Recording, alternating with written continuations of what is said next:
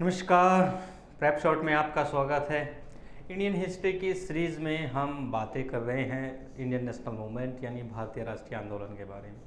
भारतीय राष्ट्रीय आंदोलन के मैंने आपको बताए हैं कि 3 फेज़ में भारतीय राष्ट्रीय आंदोलन गुजरा है। फर्स्ट फेज़ मैंने बताया था कि मॉडरेट जो फेज़ है, फिर मैंने दूसरा उग्रवादी जो फेज़ बताया, फिर थर्ड गांधीयन इरा गांधीवादी फेज़। अभी हम डिस्कस कर रहे हैं गांधीवादी फेज़ के बारे में। तो गांधीवादी फेज़ का जो आपका घटनाक्रम चलता है उसमें हम आते हैं अभी नॉन कॉरपोरेशन मूवमेंट यानी असहयोग आंदोलन। जब नॉन कोऑपरेशन मूवमेंट की हम बात करते हैं तो इट्स अ लॉन्च्ड ऑन 4 सितंबर 1920 यानी 1920 में ये प्रारंभ हुआ।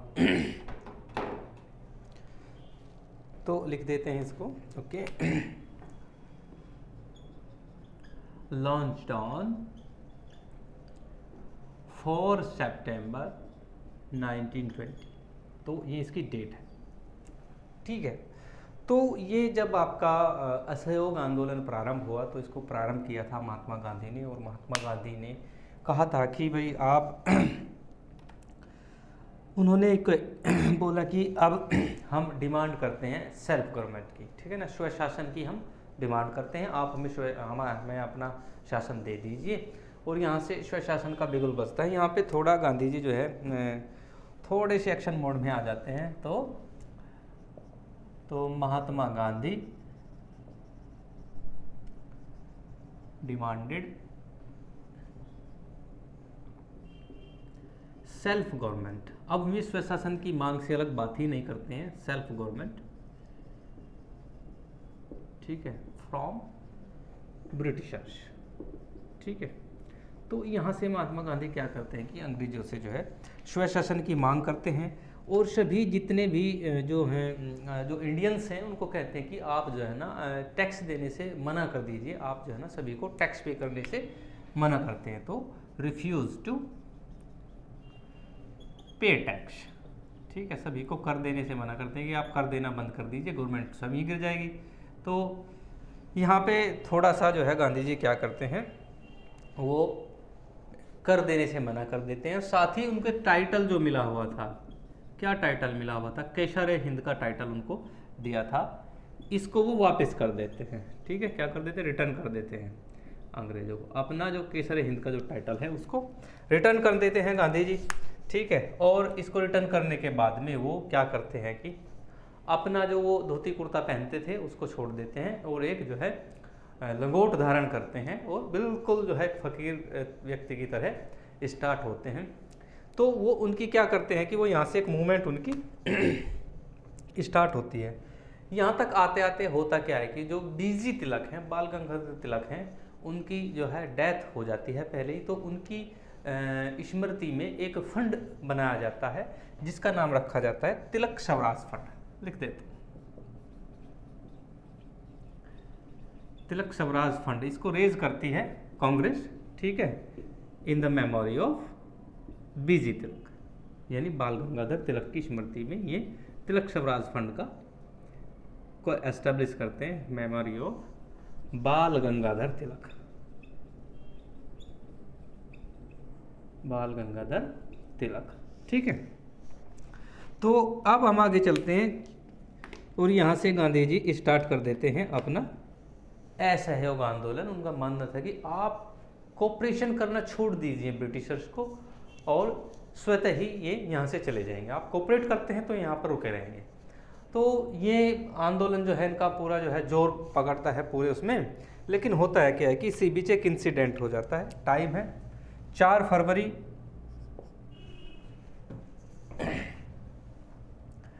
4 फरवरी 1922 को होता क्या है कि एक इंसिडेंट होता है जिसका नाम है चोरी चोरा इंसिडेंट,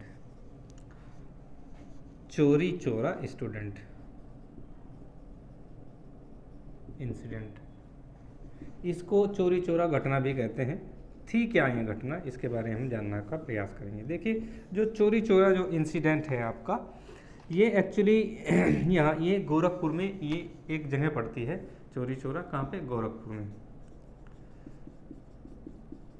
तो यहाँ पे जो खिलाफत के कुछ जो है ना कुछ कार्यकर्ता होते हैं खिलाफत मूवमेंट के, क्योंकि 1990 22 का 24 को खिलाफत मूवमेंट होती है, इसके बीच का ही ये कार्यकाल है। तो यहाँ पे क्या होता है कि खिलाफत जो मूवमेंट है उसके कुछ जो है कार्यकर्ता होते हैं ठीक है, जो खिलाफत मूवमेंट के कार्यकर्ता होते हैं कि वे क्या करते हैं चोरी चोरा में एक पुलिस स्टेशन होता है और उस पुलिस स्टेशन को ये जो है जला देते हैं, ठीक है। तो जिससे क्या होता है कि इसमें कुछ जो पुलिस पर्सोनल हैं उनकी डेथ हो जाती है, जिससे गांधी जी बड़े ही व्यथित होते हैं, वो नॉन कोऑपरेशन मूवमेंट को वापस ले लेते हैं। तो होता क्या है कि यहाँ पे डेथ हो जाती है, 21 पुलिसमैन मारे जाते हैं, ठीक है। तो यहाँ से होता क्या है कि आपका जो ये नॉन कोऑपरेशन मूवमेंट है ये वाला, इसको क्या करते हैं गांधी जी, इसको रिटर्न यानी वापस ले लेते हैं। जब इसको वापस ले लेते हैं, कब लिया जाता है, ये लिया जाता है 12 फरवरी 1992 को। तो यहाँ पे जो हैं आपके कुछ लीडर्स होते हैं कांग्रेस के, जिनमें आपके मोतीलाल नेहरू, लिख देता हूँ मैं कौन कौन, मोतीलाल नेहरू, ठीक है, और पंडित नेहरू वो भी थे इसमें शामिल। एक ग्रुप जो है नाराज़ हो जाता है गांधी जी, CR दास और सुभाष चंद्र बोस, ठीक है। जो ये जो लीडर्स का एक ग्रुप होता है, ये क्या करते हैं, ये बहुत ही क्रिटिसाइज करते हैं किसको, गांधी जी को, ठीक है, क्रिटिसाइज टू महात्मा गांधी। तो यहाँ से ये क्रिटिसाइज करते हैं कि आपको ये वापस लेने की ज़रूरत नहीं थी, ठीक है। तो असहयोग आंदोलन समाप्त हो जाता है। फिर क्या होता है कि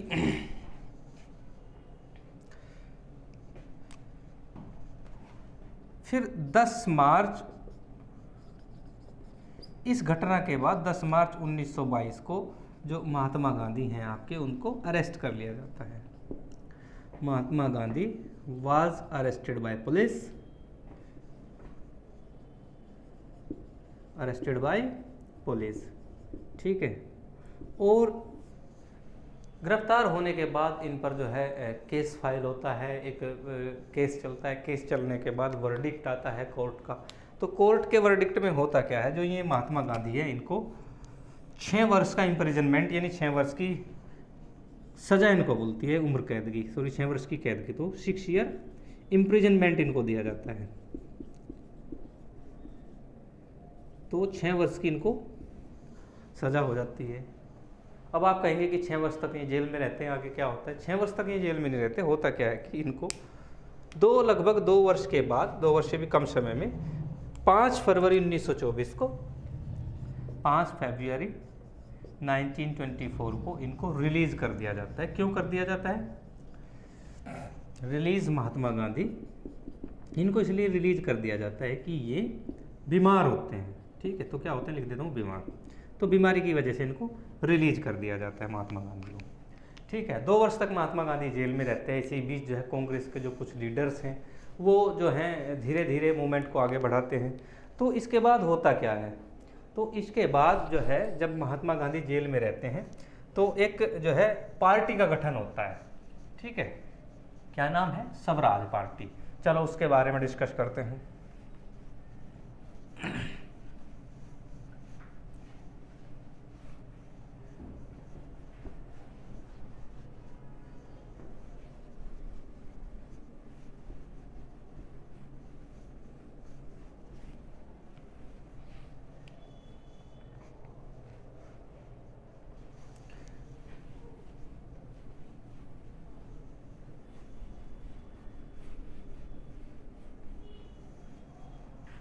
अब हम डिस्कस करते हैं स्वराज पार्टी के बारे में, ठीक है।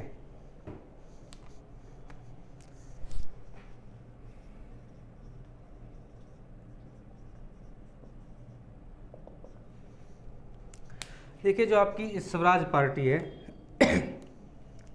After the arresting of Gandhi ji, कुछ लीडर्स होते हैं, तो सम लीडर्स जैसे कि आपके कौन कौन से, गांधी जी के बाद जो है जेल जाने के बाद मोतीलाल नेहरू और CR दास, चितरंजन दास इनका पूरा नाम होता है, ये क्या करते हैं कि ये स्वराज पार्टी का गठन करते हैं दोनों मिलकर। ठीक है, मोतीलाल नेहरू इसमें अध्यक्ष होते हैं और ये इसके सेक्रेटरी यानी सचिव होते हैं।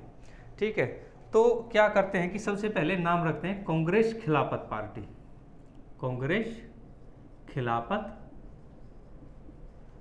स्वराज पार्टी। ठीक है, तो इसके नाम से इस पार्टी को एस्टेब्लिश करते हैं। लेकिन बाद में होता क्या है कि मार्च 1923 में इसका नाम जो है चेंज कर दिया जाता है। तो मार्च 1923 को इसका नाम हो जाता है स्वराज पार्टी।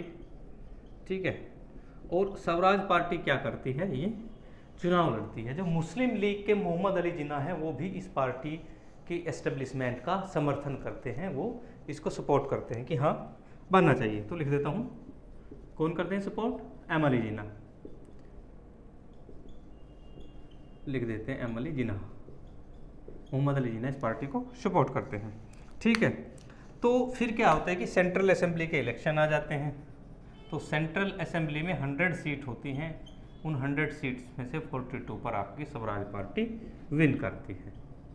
ठीक है, तो स्वराज पार्टी को 42 सीटें प्राप्त होती हैं इसमें।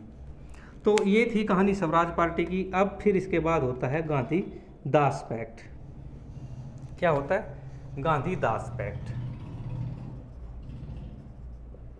गांधी दास पैक्ट भी हिस्ट्री में इम्पोर्टेंट है। कब होता है, नवंबर 1924 को।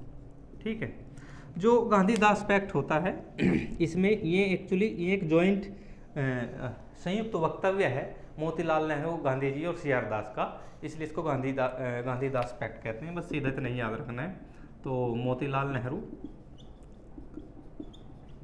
जेल से छूटकर आ जाते हैं, आपके CR दास और गांधी जी, तीनों का क्या होता है, तो ये तीनों का क्या होता है कि जॉइंट स्पीच है, ये गांधी दास पैक्ट के नाम से जाना जाता है। ठीक है, तो अब हम आगे चलते हैं, आगे हम बात करते हैं। तो ये था हम बात कर रहे थे स्वराज पार्टी के बारे में। ठीक है, अगर हम दूसरी तरफ देखें तो दूसरी तरफ जो लेफ्ट विंगर्स पार्टी हैं वो भी धीरे धीरे भारत में अपनी ज़मीन खोज रही थी। तो भारत में भी जो है कम्युनिस्ट जो होते हैं वो धीरे धीरे कम्युनिस्ट आइडियोलॉजी आना प्रारंभ होती है। तो एक नई पार्टी दूसरी तरफ स्टार्ट होती है जिसका नाम होता है कम्युनिस्ट पार्टी ऑफ इंडिया। अब हम कम्युनिस्ट पार्टी ऑफ इंडिया के बारे में बातें करेंगे, जिसको हम CPI बोलते हैं।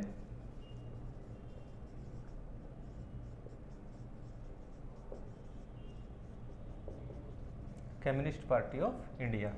ठीक है, भारतीय कम्युनिस्ट पार्टी इसको बोलेंगे, और ये फॉर्म होती है आपकी 1924 को।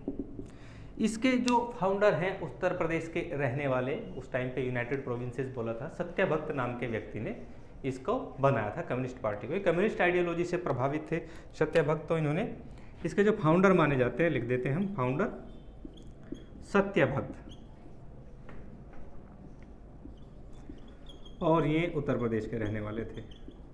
उत्तर प्रदेश में ही ये पार्टी जो है फॉर्म हुई थी आपकी। ठीक है, अब CPI की आइडियोलॉजी क्या थी, क्या चाहते थे ये अंग्रेजों से, तो अंग्रेजों से इनका पहला जो डिमांड थी वो थी कि टोटल इंडिपेंडेंस।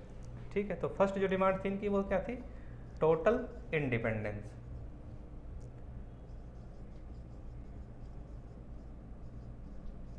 ठीक है, यानी वो सेल्फ गवर्नमेंट या आधा अधूरा जो आज़ादी है या स्वतंत्रता है उस पर विश्वास नहीं करते थे। उनका मानना था कि हमें पूर्ण स्वराज यानी टोटल इंडिपेंडेंस या कंप्लीट स्वतंत्रता हमको चाहिए। तो पहली बात क्या थी, टोटल इंडिपेंडेंस। ठीक है, तो ये इनकी डिमांड थी। उसके बाद ही दूसरा क्या था कि ये सोशलिज्म पर यानी साम्यवाद पर विश्वास करते थे, सोशलिज्म होना चाहिए। ठीक है, तीसरी बात थी कि जो ह्यूमन रिसोर्स हैं वो उनमें इक्वालिटी होनी चाहिए। तो इक्वालिटी इन ह्यूमन रिसोर्स यानी संसाधनों पर सभी का समान अधिकार होना चाहिए, ऐसी कुछ बातें इस पार्टी की थी। तो ये थी। इसके बाद एक जो यंग जो जनरेशन थी उस टाइम की, तो यंग जनरेशन ने इकट्ठा होकर, जो यंग यूथ था जो कॉलेज में पढ़ता था, उन्होंने एक पार्टी बनाई जिसका नाम था हिंदुस्तान रिपब्लिकन एसोसिएशन के नाम से। तो चलो जी उसके बारे में बातें कर लेते हैं। तो पार्टीज़ ही हो रही हैं ये पे, पहली ये पार्टी थी, दूसरी ये हुई, तीसरी थी आपकी हिंदुस्तान रिपब्लिकन एसोसिएशन।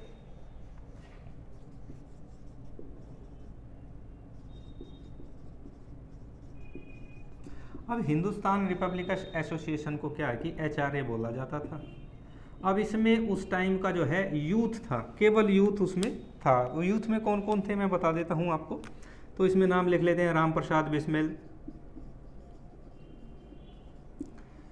अशफाक उल्लाह खां, सभी का नाम डाल लेते हैं, अशफाक उल्लाह खां,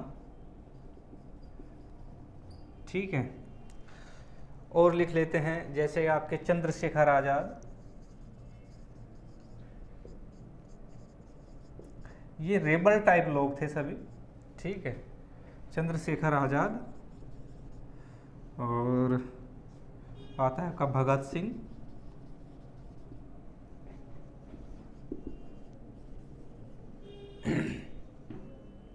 सचिंद्रनाथ सान्याल,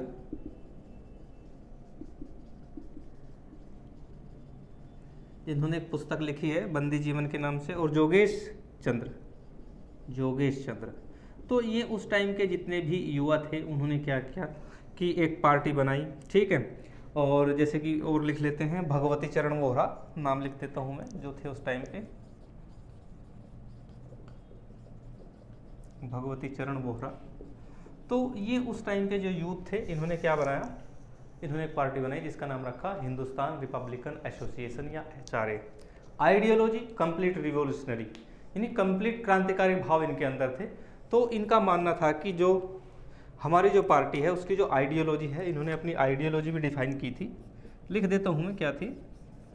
तो आइडियोलॉजी में अगर हम बात करें तो ये रिवोल्यूशनरी टाइप लोग थे। तो रिवोल्यूशनरी, सोशलिज्म इसके अंदर होगा, ठीक है, सेकुलरिज्म और इंडियन नेशनलिस्ट लोग थे, राष्ट्र के प्रति भावना, नेशनलिस्ट, ठीक है, इंडियन नेशनलिस्ट। और साथ ही इतना होने के साथ ये विश्वास आर्म्ड रिवोल्यूशन, सशस्त्र क्रांति पर ये लोग ज़्यादा बिलीव करते थे। तो वो भी मैं लिख देता हूँ, इनकी जो आइडियोलॉजी में जो सबसे महत्वपूर्ण था वो था आर्म्ड रिवोल्यूशनरी। ये सशस्त्र क्रांति पर विश्वास करने वाले लोग थे और उसके साथ ही ये डायरेक्ट एक्शन करते थे। ये इनकी आइडियोलॉजी थी आपकी HRA की, ठीक है। तो ये मैंने HRA के बारे में बताया है। इसी के साथ ही जब HRA क्या है कि इसका प्रभाव हर युवा वर्ग में, लगभग नॉर्दर्न इंडिया में सबसे ज़्यादा प्रभावित रहता है, नॉर्दर्न इंडिया HRA से। अब होता क्या है कि ये लोग क्या करते हैं, ये एक कॉन्स्पिरेसी कर देते हैं जिसको हिस्ट्री में काकोरी कॉन्स्पिरेसी या काकोरी कांड के नाम से जाना जाता है। तो अब हम बात करेंगे काकोरी कांड की। चलिए, तो अब बात होगी आपकी काकोरी कांड की।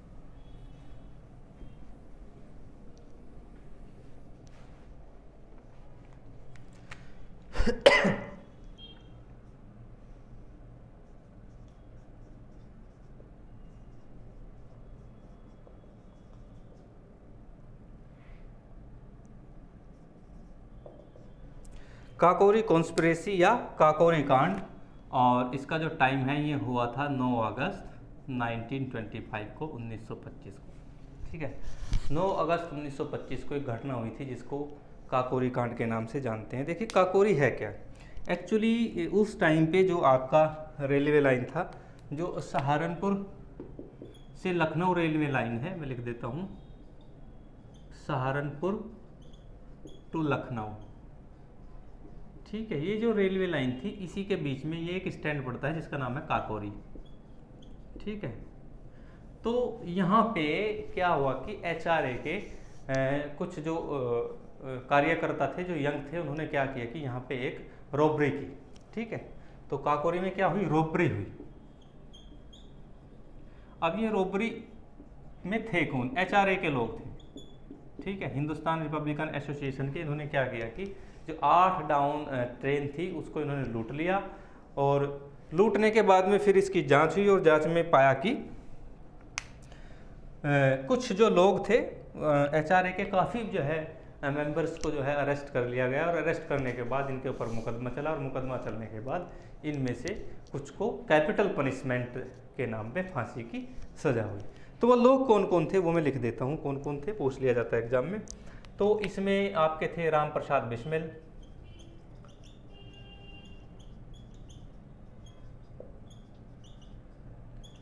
ठीक है। राम प्रसाद बिस्मिल के बाद दूसरे आते हैं अशफाक उल्ला खां, आपके अशफाक उल्ला खां, ठीक है। तीसरे आते हैं आपके रोशन सिंह, ठीक है। और चौथे आते हैं आपके राजेंद्र लाड़ी। इनको क्या हुआ कि इनको सभी को क्या दिया गया, कैपिटल पनिशमेंट माने कि इनको मृत्युदंड दिया गया, ठीक है। तो ये चारों लोगों को क्या हुआ, इनको कैपिटल पनिशमेंट दिया गया, ठीक है, और इनको फांसी दे दी गई। चलो, ये तो कहानी काकोरी कांड की थी। काकोरी में जितने लोगों के ऊपर केसेस चला गया उनमें से 4 को फांसी की सज़ा दी गई, कुछ को जो है इम्प्रिजनमेंट भी दिया गया। आगे चलते हैं। आगे अगर हम बातें करते हैं, जब ये काकोरी कांड हुआ तो एचआरए के जो काफ़ी सदस्य थे वो अरेस्ट हो गए थे, और जो चंद्रशेखर आज़ाद बीच में शामिल थे काकोरी षड्यंत्र में। चंद्रशेखर आज़ाद फरार हो गए थे। जब वो फरार हुए तो उन्होंने एक नई पार्टी का गठन किया जिसका नाम रखा हिंदुस्तान रिपब्लिकन सोशलिस्ट पार्टी, यानी HSRA, Hindustan socialist Republican association. तो कौन सी पार्टी बनेगी अब, HSRA, Hindustan socialist Republican association. मैंने बताया ही है क्यों बनी ये। अब ये जो है HSRA, जिसको हम HSRA के नाम से जानते हैं, HSRA के जो फाउंडर हैं, फाउंडर कौन थे इसके, वो थे चंद्रशेखर आज़ाद, क्योंकि काफ़ी जो लोग थे, चंद्रशेखर आज़ाद काफ़ी जो हैं इसके सदस्य, HRA के जो पहले जो सदस्य थे वो जेल चले गए थे। तो चंद्रशेखर आज़ाद ने दिल्ली का फिरोज शाह कोटला मैदान था, तो फिरोज शाह कोटला ग्राउंड,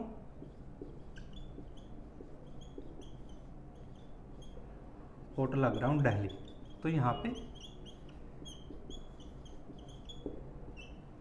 इन्होंने ये पार्टी फॉर्म की। इसमें फिर जो है दोबारा HRA के जो पूर्व सदस्य थे वो सभी इकट्ठे होने के बाद में वो इससे ज्वाइन हुए। इसमें जो है भगत सिंह जो है, राजगुरु, सुखदेव आदि लोग भी इसमें शामिलित हुए, ठीक है।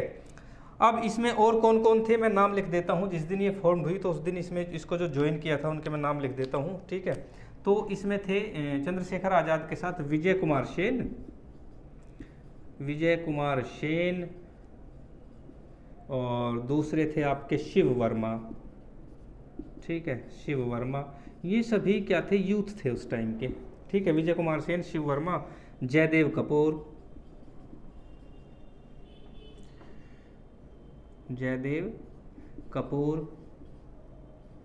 ठीक है। और मैंने अभी बताया था कि साथ में जो है पहले जो भगत सिंह, ठीक है, और भगवती चरण वोहरा, बाकी और भी काफ़ी थे, तो मैंने मेन लिख दिए भगवती चरण वोहरा। तो ये क्या थे कि ये इसके यहाँ पे ज्वाइन हुए फिरोज शाह कोटला के मैदान में, सभी लोग इकट्ठे हुए और एक नई पार्टी बनाई जिसका नाम था हिंदुस्तान सोशलिस्ट रिपब्लिकन एसोसिएशन यानी HSRA। तो उसके बाद होता क्या है ये लोग अपनी मूवमेंट स्टार्ट करते हैं। मूवमेंट क्या करते हैं कि इससे पहले जब साइमन कमीशन जो आया था वो इसी बीच साइमन कमीशन आ जाता है, तो साइमन कमीशन का विरोध करने के लिए लाला लाजपत राय और उनका जो गुट विरोध करता है, जिसमें लाला लाजपत राय पर जो है लाठीचार्ज हो जाता है, उसके बाद उनकी मृत्यु हो जाती है। लाठीचार्ज जो ऑफिसर करता है उसका नाम होता है डिप्टी एसपी सैंडर्स, शॉर्ट में लिख देते हैं DSP सैंडर्स, ठीक है। तो जो ये सैंडर्स होता है ये उस लाठीचार्ज का मुख्य जो है, इसको HSRA वाले मुख्य अभियुक्त मानते हैं और ये क्या करते हैं कि प्लान बनाते हैं इसको मारने का, ठीक है। और प्लान इनका सक्सेसफुल हो जाता है और ये इसको मार देते हैं, ठीक है। तो हम बात करें तो जो आपका ये डिप्टी एसपी है इसको मार दिया जाता है HSRA द्वारा, तो शूट टू डेड, ठीक है। तो इसमें क्या होता है, इसमें जो राजगुरु होते, इसमें इसको जो मारने में जो होते हैं वो राजगुरु होते हैं, सुखदेव और भगत सिंह, ये तीन लोग क्या करते हैं, ये इनको मार देते हैं, ठीक है। तो ये क्या करते हैं, जो ये डिप्टी एसपी है इसको ये रिस्पॉन्सिबल मानते हैं लाला लाजपत राय की मृत्यु का, ठीक है। तो उसका जिम्मेवार मानते हैं, इसलिए इसको इनको ये मार देते हैं। तो इसी टाइम ये क्या करते हैं कि 8 अप्रैल 1929 को, डेट लिख देता हूँ, 8 अप्रैल 1929 को फिर एक और कॉन्स्पिरेसी हो जाती है जिसको सेंट्रल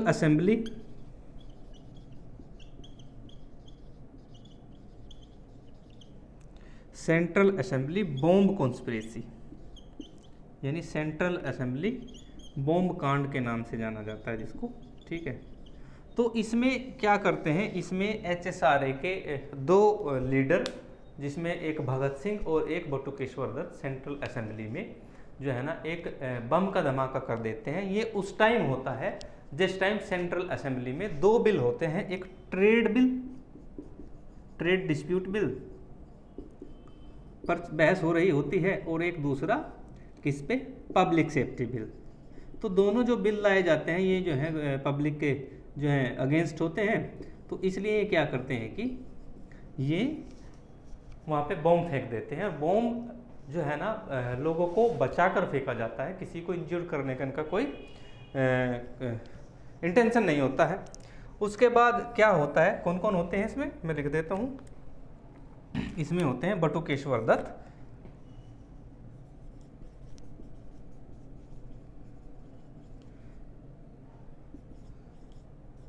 बटुकेश्वर दत्त सहयोग करते हैं किसका, भगत सिंह का। लीड जो है भगत सिंह ही करते हैं इस कांड के लिए।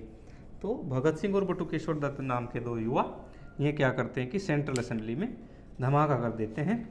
उसके बाद इनको अरेस्ट कर लिया जाता है, और अरेस्ट करने के बाद में इनके ऊपर जो है लाहौर हाई कोर्ट के अंदर केस चलता है। वहाँ पे जब केस चलता है, जो आपके भगत सिंह हैं इनको 23 मार्च 1931 को, यहाँ पे लिख देता हूँ, 23 मार्च 1931 को इन दोनों को क्या किया जाता है, इनको भगत सिंह को कैपिटल पनिशमेंट के नाम पे फांसी की सजा दे दी जाती है। भगत सिंह हैंग डाउन, ठीक है। कहाँ पे, लाहौर सेंट्रल जेल में। चंद्रशेखर आज़ाद फरार रहते हैं। अगर उनकी हम बातें करें तो यहाँ पे चंद्रशेखर आज़ाद को भी मैं थोड़ा सा ऐड कर देता हूँ। जो चंद्रशेखर आज़ाद हैं आपके, उनको क्या होता है कि इलाहाबाद में अल्फ्रेड पार्क में उनकी पुलिस से मुठभेड़ हो जाती है। वो अल्फ्रेड पार्क में होते हैं, तो उस मुठभेड़ में चंद्रशेखर आज़ाद को शहीद कर दिया जाता है। अल्फ्रेड पार्क इलाहाबाद, ठीक है। तो यहाँ पे क्या होता है कि चंद्रशेखर क्या हो जाते हैं, शहीद हो जाते हैं। तो यहाँ पे ये मार्टियर, ठीक है। अब ये जो अल्फ्रेड पार्क है इसका नाम क्या है, वो चंद्रशेखर आज़ाद पार्क के नाम से, आज़ाद पार्क के नाम से ये जाना जाता है। इसका नाम चेंज हो गया है अब, तो उसका नाम क्या है, आज़ाद पार्क है।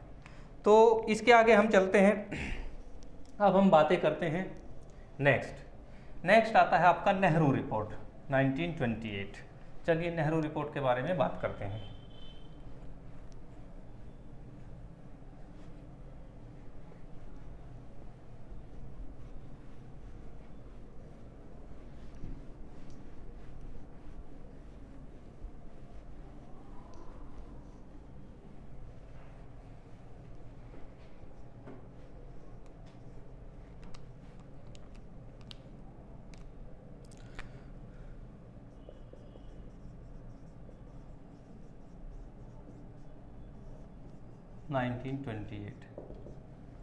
ठीक है। देखिए नेहरू रिपोर्ट क्या होती है।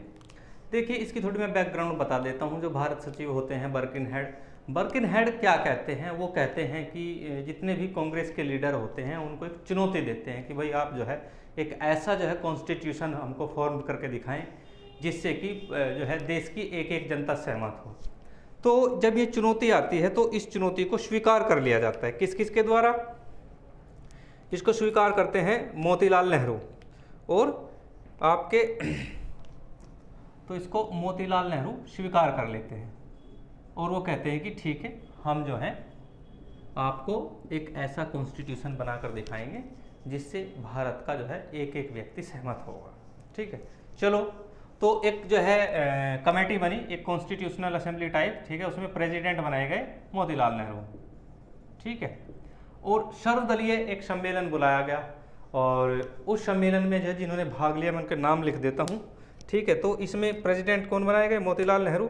और इसी के साथ साथ इसमें जो है ना सदस्य भी थे, जैसे सर टी.बी. सप्रू, तेज बहादुर सप्रू, पूरा ही लिख देते हैं, तेज बहादुर सप्रू, ये सभी कौन थे? इसके मेंबर थे। ठीक है, सर तेज बहादुर सप्रू। इसके बाद आते हैं आपके सुभाष चंद्र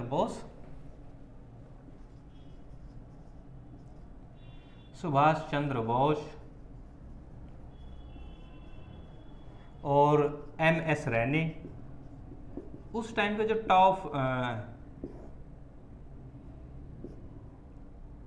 लीडर्स थे उन्होंने क्या करा कि इसमें हिस्सा लिया। M.S. जो रैनी हैं आपके, और फिर आते हैं 1 2 3, उसके बाद आते हैं मंगल सिंह।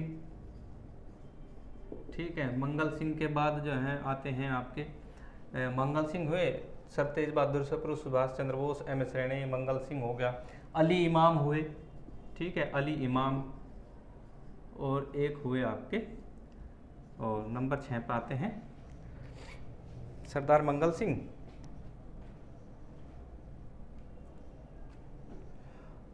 छः पे आते हैं G.R. प्रधान और शोएब कुरैशी। ये थे इसके मेंबर, 7th मेंबर थे इसमें शोएब कुरैशी। तो इन्होंने क्या किया कि इन्होंने मिलकर एक कॉन्स्टिट्यूशन टाइप जो है एक रिपोर्ट तैयार की, जो आपके हिस्ट्री में नेहरू रिपोर्ट के नाम से जानी जाती है। ठीक है, अब वो जो ये जो रिपोर्ट है नेहरू रिपोर्ट के नाम से जानी जाती है। ठीक है, तो जैसे ही इन्होंने जो है रिपोर्ट तैयार की, इसमें सारी चीज़ें थी, इसमें 19 मौलिक अधिकारों का वर्णन किया गया था। ठीक है, सेकुलर स्टेट की बात की गई थी और बहुत सारी सॉवरेन, सेकुलर और डेमोक्रेटिक सेटअप सारी चीज़ें थी जो आज के कॉन्स्टिट्यूशन में है। लेकिन इसको क्या किया कि इसको जो मुस्लिम लीग के मोहम्मद अली जिन्ना हैं, ठीक है, उन्होंने इसे एक्सेप्ट ही नहीं किया। तो मुस्लिम लीग में जो M अली जिन्ना थे, इन्होंने क्या किया, इन्होंने इसको डिनाई कर दिया, बोला कि मुस्लिमों के लिए इसमें कुछ नहीं है, और अपनी बल्कि जो 14 डिमांड है, 14 सूत्रीय कार्यक्रम जिसको बोलते हैं, तो 14 जो इनकी डिमांड थी उनको अलग से रख दिया कि ये 14 हमारी डिमांड है, इनको आप पूरा कर दीजिए। तो इसलिए क्या हुआ कि बर्किनहेड ने जो नेहरू रिपोर्ट था उसको जो है एक्सेप्ट ही नहीं किया। चलिए, उसके बाद आता है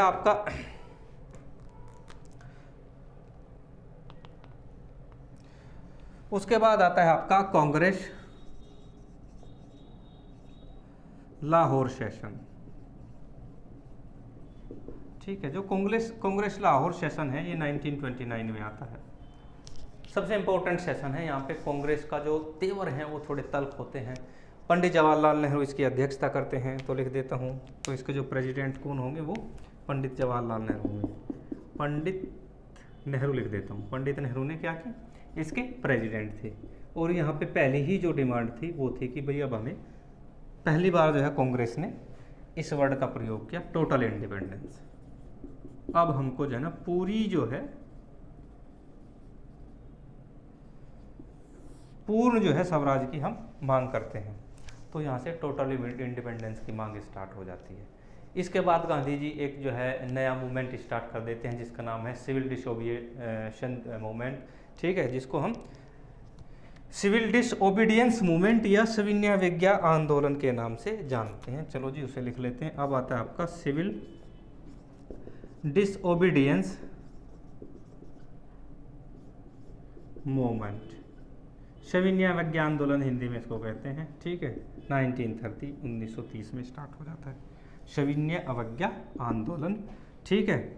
तो लेड बाय, एक second,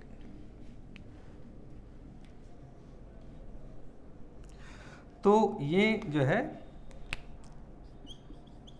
led by Mahatma Gandhi द्वारा प्रारंभ होता है। कब? 12 मार्च 1930 को, 12 मार्च 1930 को क्या स्टार्ट होता है आपका सविनय अवज्ञा आंदोलन। और इस आंदोलन में जो है गांधी जी बहुत ही ज़्यादा तल्ख होते हैं। इसमें कांग्रेस भी इनके साथ नहीं होती है। तो इसमें ये क्या करते हैं कि 78 डिसिपल्स यानी 78 अनुयायियों के साथ जो है गांधी जी चलते हैं। जिनके फॉलोवर या डिसिपल्स होते हैं, जिनके शिष्य होते हैं, अपने शिष्यों के साथ ये साबरमती से अपनी यात्रा प्रारंभ करते हैं। और साबरमती से ये यात्रा कहाँ जाती है? दांडी। दांडी कोस्टल एरिया है जहाँ पे जो है नमक बनाया जाता है। इसके बाद जो है इसको नमक सत्याग्रह भी के नाम से जाना जाएगा बाद में। तो यहाँ पे जाके ये क्या करते हैं कि ये अप्रैल 1930 में पहुँच जाते हैं और वहाँ जाकर एक मुट्ठी जो है नमक उठाकर नमक का कानून तोड़ देते हैं और यहाँ से पूरे देश में नमक सत्याग्रह स्टार्ट होता है, ठीक है। तो ये थी आपकी सविनय अवज्ञा आंदोलन की बातें। आज के लेक्चर में हम यहीं तक रखते हैं। आगे नेक्स्ट लेक्चर में हम बातें करेंगे नेक्स्ट इन जो घटनाक्रम है उसके साथ में। आज के लिए इतना ही। Thank you.